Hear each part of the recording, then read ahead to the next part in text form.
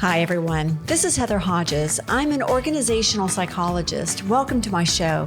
This is the place where we say I'm in to creativity, bold thinking, transformational growth, and meaningful conversations. One of the only constants in life is change. And some change is amazing and joyful, like a new job, a promotion, maybe a new relationship or a new baby. And some change rocks your world in a different way, like a demotion or a merger and acquisition you didn't see coming, or even a death in the family. And then there's the everyday change, like a new regulation, a new process or procedure you're asked to follow, or even new technology your company has introduced. All change is disruptive in some way, and we all react to change a little bit differently. In her book, Leadership and the New Science, Margaret Wheatley tells a story about hearing an interview with a geologist who specialized in beaches and shorelines. And at the time, the East Coast was being pounded by a hurricane. And the geologist was talking about his plans to go study the beach after the storm. And the interviewer asked the geologist what he expected to find. And Wheatley said she was surprised by his answer. She thought he would say that he expected to find damage and destruction and erosion.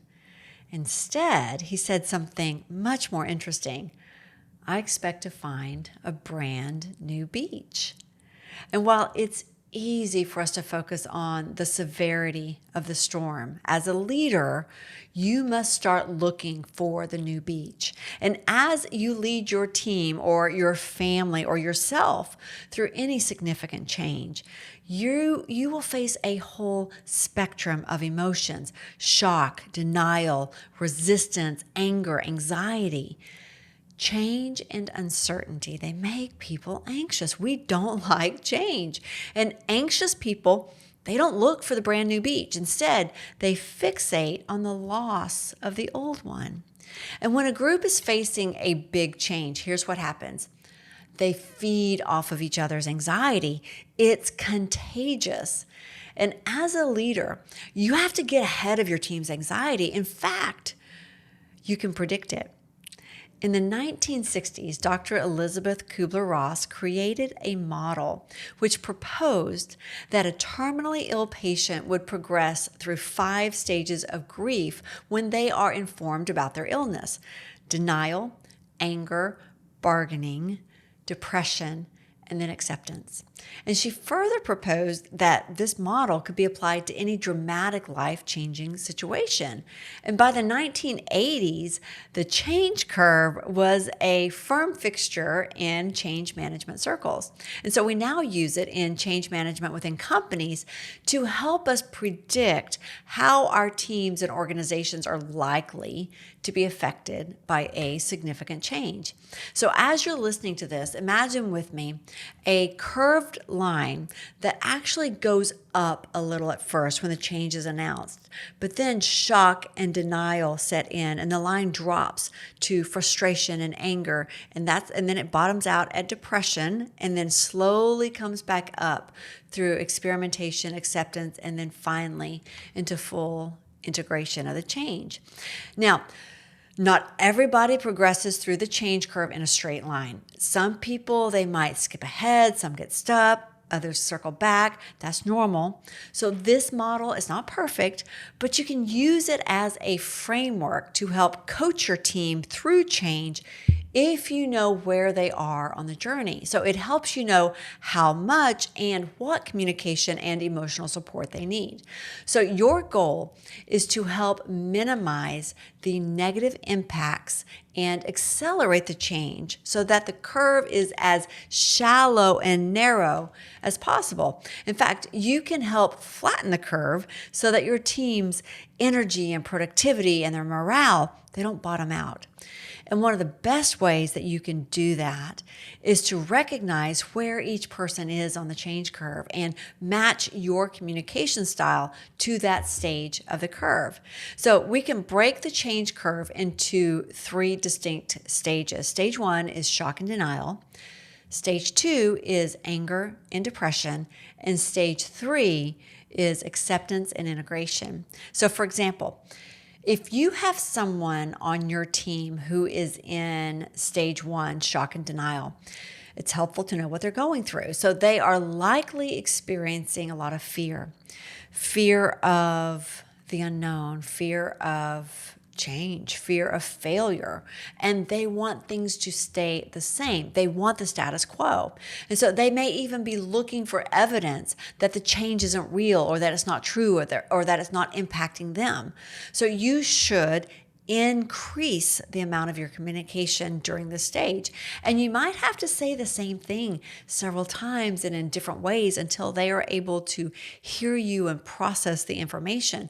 So be patient and be clear.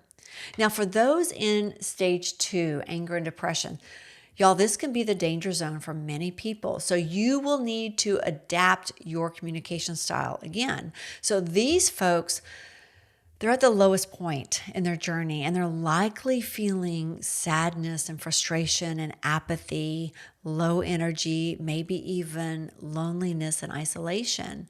So you should continue to set expectations for their work, hold them accountable, but they will need extra support and empathy, and you'll need to use all of your active listening skills during this time. Now, finally, stage 3, acceptance and integration. So this is the turning point. So here, most of us feel relief, even excitement. We are more energetic and hopeful. We are learning how to work in the new normal.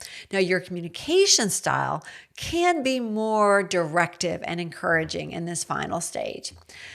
The change curve, it is a useful tool for leading teams during change. It's useful because knowing where an individual is on the curve will help you decide how and when to communicate information and what level of support someone needs to help manage their anxiety.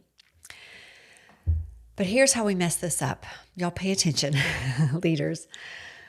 Many times in organizations, the leaders have been working on a change for a while. So they've had time to process, and they've had time and space to adapt to it. They may even be the champions of the change, and they're leading the charge, and they're all the way over in stage 3, and they're ready to go.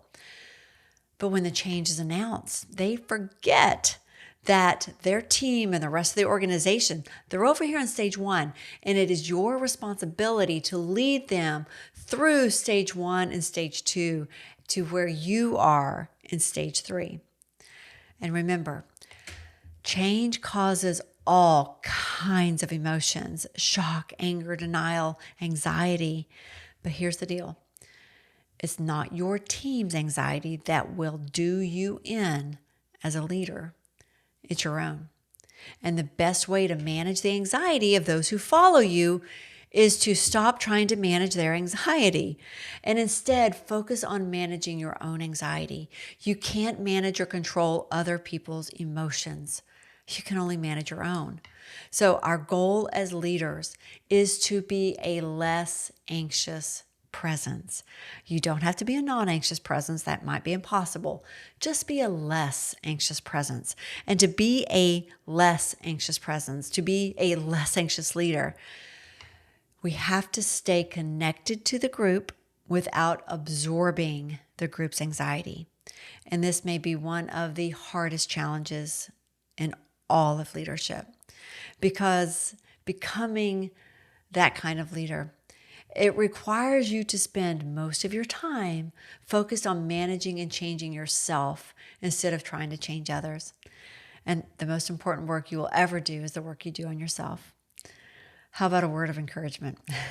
So, as people begin to move through the change curve towards accepting the change and integrating it, a lot of times their curiosity and creativity returns. You might even hear questions like, what else is possible? Or could we try this? At this point, this is fertile ground for creative thinking. So this is the moment to engage your team's creative potential. So encourage brainstorming, Ask open-ended questions. Invite fresh thinking, even from those who were the most resistant to the change at first. In fact, change can be one of the most powerful sparks for innovation. So as a leader, your job is to walk people through change and flatten the curve so they can move to acceptance and creativity more quickly. Your communication, your words, your calming presence are all important. Change, it's rarely easy, but with steady leadership, it doesn't have to break your team. It can strengthen them. So may you stop focusing on the severity of the storm and begin looking for the brand new beach. Thank you for joining me in this conversation. It's truly an honor that you chose to spend a little time with me. And if there's a topic you'd like me to explore and unpack on the podcast, or maybe a guest you think I should interview, please send me an email at heather@hodgesgroupintl.com. And if you enjoyed today's episode, don't forget to subscribe, leave a review or a comment, and share it with somebody who could use a dose of creativity and inspiration. So until next time, keep saying amen to creativity and bold thinking, transformational growth, and meaningful conversations. May you be wildly creative in your life and leadership. I'll see you soon.